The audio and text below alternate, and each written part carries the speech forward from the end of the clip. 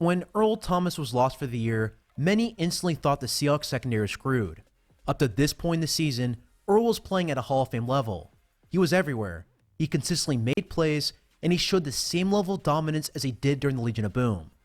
This Sunday, the Seahawks played the Rams in a shootout that was one of the best games of the week. It featured fascinating plays, it featured an old scheme mentality versus new age thought, and it featured the start of Tedric Thompson's career as Earl Thomas' replacement. In this game, Tedric Thompson consistently put himself in a position to succeed. He flashed speed and instincts, and he clearly understood his role in this defense. What impressed me the most as I was going through his film was that he would make IDs and calls before the snap to indicate what was coming. It's clear that he takes his film study seriously. On 1st and goal in the first quarter, the Rams run a play called Duo. This run features double teams at the point of attack and a running back that makes his cut based on position of the linebacker. Before even snapping the ball though, Tedric Thompson signaled to his defense that this play was coming. In the red zone, Thompson keyed on the fact that when the Rams motion a wide receiver into a winged alignment, that they have a high probability of running this play. Based on my tracking, the Rams actually ran this play 15 times before this game. Out of those play calls, they motioned a wide receiver 11 different times. It's clear the Seahawks saw this trend on film just like I did, and Thompson made a call to shut it down.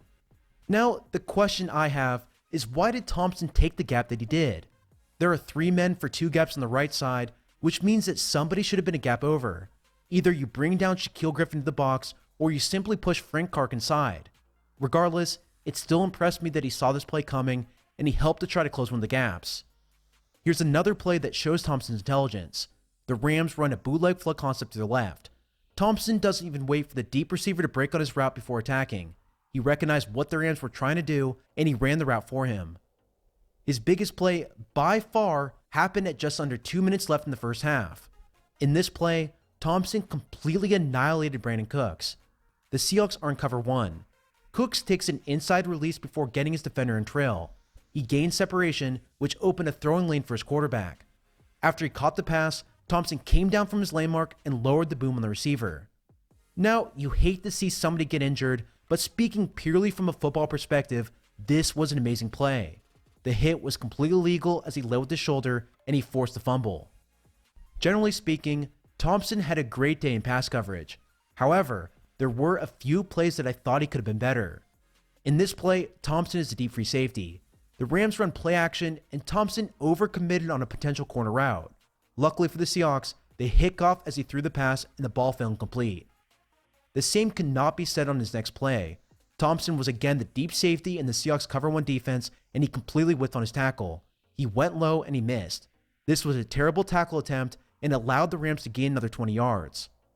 Speaking of tackle attempts, this is definitely something Thompson will have to clean up. Occasionally he'll take overly aggressive angles and he'll miss his target by going too low. Moving on, Thompson was very hit or miss against the run. He'd sometimes be late in his ID and he would allow more yards than I thought he could have stopped.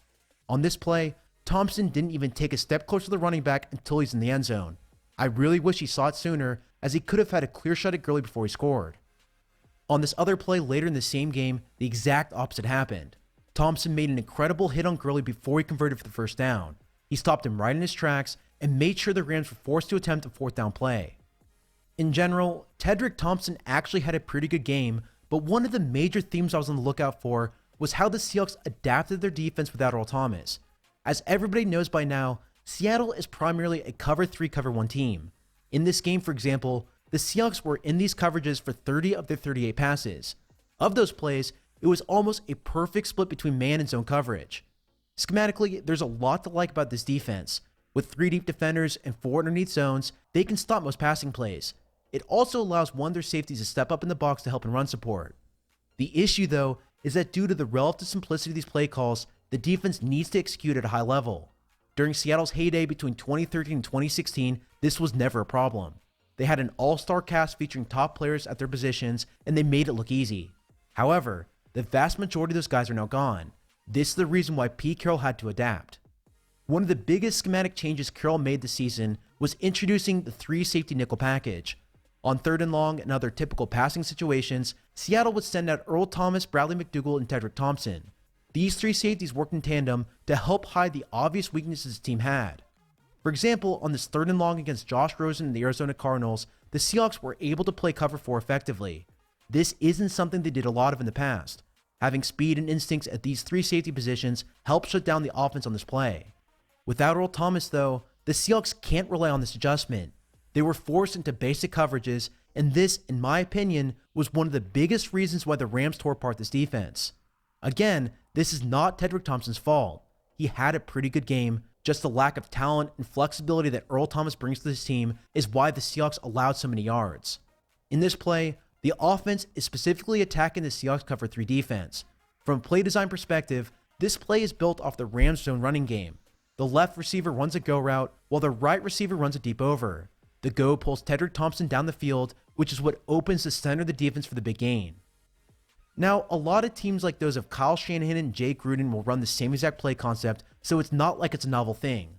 The key difference, though, is that the Rams pair it very well with the formations. McVay used the alignment and the motion of the receivers to make plays like this even harder to stop. As you can see, the alignment of the right receiver forces the cover 3 cornerback into an outside leverage position. This instantly generates a free release back inside. Since the end around attacks the same side of the field as the over, the Rams have a perfect play call against his defense. Outside of these play calls, the other thing McVay does very well is that he isolates his playmakers in space. Gurley is a monster with the ball in his hands, and when you give him open room like he did here on this play, he's going to hurt you. While this may seem simple to many, the efficiency and execution to which this offense functions is why McVay is such a good coach. Everybody is on the same page in this offense, and he consistently puts his players in the right place to make an impact. Outside of these awesome play calls, the other reason why the Rams smoked the Seahawks was because of Shaquille, Griffin, and Justin Coleman. Both these players have a ton of talent, but they were awful in this game. They were torched relentlessly in open space, and there was nothing more that a guy like Earl Thomas could have done to help. This play pretty much summarizes my thoughts. The Rams used a tight alignment for Robert Woods, which immediately puts Griffin in an outside leverage position. This opened the inside breaking route. Since the Seahawks are in cover 1 man, there is nobody in the center of the field. Woods stems his route outside, which pushes Griffin further towards the sideline. Since Griffin has consistently had issues dropping his hips and transitioning on in-breaking routes, McVay exposes him for another big gain. What makes this play even worse is that when Griffin went to tackle Woods, he missed, he swung his legs, and then he knocked Tedric Thompson to the ground. Literally, this couldn't have gone worse. Overall, I touched on a number of topics in this video that contributed to the Seahawks' loss to the Rams. We covered Sean McVay's awesome play calling, we covered the poor execution and tackling of the Seahawks defense, and we also covered Tedric Thompson's performance without Earl Thomas. As I mentioned before, losing Earl will have a much bigger impact to the Seahawks scheme. Yes, they lost an elite Hall of Fame safety, but it will be up to the rest of the defense to step up if they want to have a chance to earn a wildcard spot this season. Well, that's all I have for you in this one. For the rest of the season, MyBookie is my official sponsor. If you want a 100% sign-up bonus for up to $1,000, you can use the promotion code SAM100. I'll continue doing breakdowns like this one all season long, and on Saturday mornings, I'll also be giving betting advice as well. You are more than welcome to join in or bet against me, or bet on one of the many other sports and games they offer. Thank you so much for all of your support and for watching my videos. If you want to keep this channel going, you can support me on my Patreon account, or you can find me on Twitter at Samuel R. Gold.